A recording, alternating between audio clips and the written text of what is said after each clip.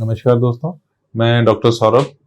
मैं professor and head department of urology, Gandhi चिकित्सा महाविद्यालय भोपाल।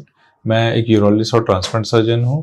मैं अपने यूट्यूब चैनल में आपका बहुत स्वागत करता हूं। दोस्तों, हर बार की तरह इस बार भी हम आपको एक यूरोलॉजी से रिलेटेड वीडियो लेकर आए हैं और आज के वीडियो का विषय है RIRS। RIRS का मतलब है रेट्रोग्रेड इंट्रारीनल सर्जरी। यह बेसिकली, अगर हम आम भाषा में समझें तो एक फ्लेक्सिबल दूरबीन होती है जो कि कुछ इस तरीके से दिखती है। यह दूरबीन बहुत फ्लेक्सिबल होती है। यह पेशाब के छेद के द्वारा हम मरीज के अंदर डालते हैं। वो यूरेटर से होता हुआ किडनी में पहुंचती है और किडनी के अंदर वो जाके कहीं भी बेंड होके स्टोन तक पहुंचती है और स्टोन, इसके अंदर से एक लेजर फाइबर निकलता है जो कि स्टोन को डस्ट कर देता है या छोटे छोटे कणों में बदल देता है और उन कणों को फिर हम निकाल के एक एक करके इससे बाहर निकालते हैं। तो दोस्तों, यह तो हुआ इसकी डिज़ाइन के बारे में। यह ऑलमोस्ट 70 सेंटीमीटर के आसपास लंबी होती है और 7 से 8 फ्रेंच की होती है और इसका सारा का सारा ट्रांसमिशन सर्जन को टीवी में दिखता रहता है। और इसको प्रोसीजर को समझने से पहले हमको किडनी की एनाटॉमी को समझना पड़ेगा। किडनी बेसिकली, हमारे शरीर में 2 किडनीज होती हैं। यह हमारे ब्लड को फिल्टर करके यूरिन बनाती हैं। यह यूरिन कुछ कप जैसे कैलिक्स के अंदर इकट्ठा होता है। वहाँ से यह सारे के सारे कैलिक्स यूरिन को एक बड़े से चेम्बर में भेजते हैं जिसको हम पेल्विस कहते हैं। पेल्विस से एक यूरेटर जैसी, एक ट्यूब जैसी नली स्टार्ट होती है जो कि पेशाब की थैली में जाती है और वहाँ से यूरिन फिर बाहर निकल जाता है। अब ये जो कैलिक्स होते हैं ये मल्टीपल ग्रुप्स में डिवाइडेड होते हैं। अगर हम देखेंगे, अगर ये किडनी है तो ये ऊपर की तरफ कैलिक्स को हम सुपीरियर कैलिक्स, बीच वाले को मिड कैलिक्स और नीचे वाले को इंफीरियर कैलिक्स कहते हैं।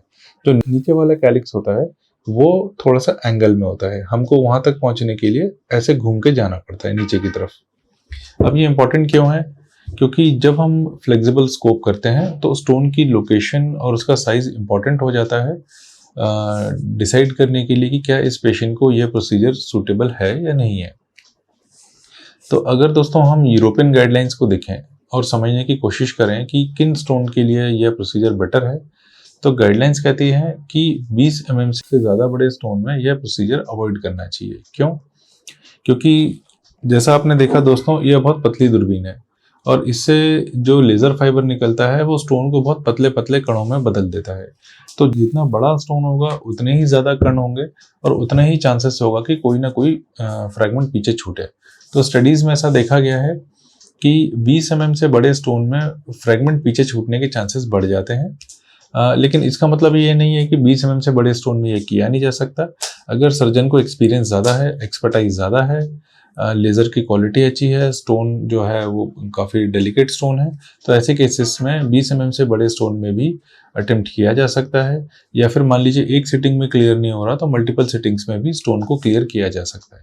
दूसरा, अगर ये स्टोन आपका लोअर कैलिक्स में है, नीचे की तरफ है, तो नॉर्मली 10 mm से बड़े स्टोन या 15 mm से बड़े स्टोन में ये रिकमेंड नहीं किया जाता। क्योंकि अगर आपका स्टोन यहाँ पर है और आपने इसको फ्रैगमेंट करके यहाँ छोड़ दिया तो चांसेस कम होंगे कि वो एंटी ग्रेविटी जाके यहाँ से क्लियर हो पाए।